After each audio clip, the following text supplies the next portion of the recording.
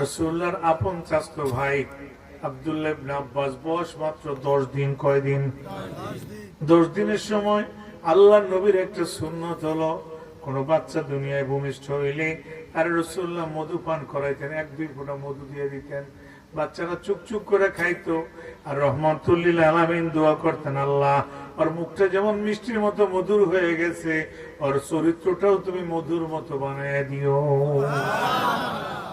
কিন্তু আব্দুল্লাহ ইবনে আব্বাসকে তার চাচি আম্মা তার মা কোলে করে নিয়ে গেল। যাওয়ার সাথে সাথে যখন দাঁড়িয়েছে, দাঁড়ানোর সাথে সাথে বলল, চাচি আম্মা এ কে? বলে আমার ছেলে, তোমার চাচতো ভাই আব্দুল্লাহ ইবনে আব্বাস, এর মুখে তুমি একটু মিষ্টি মুখ করায় দাও। রাসূলুল্লাহ সাল্লাল্লাহু আলাইহি ওয়াসাল্লাম, যুবক আমরা নবীজিকে চিনলাম না, নবীজির দরুদও ভালো করি না, নবীজি কেমন তাও চিনি না।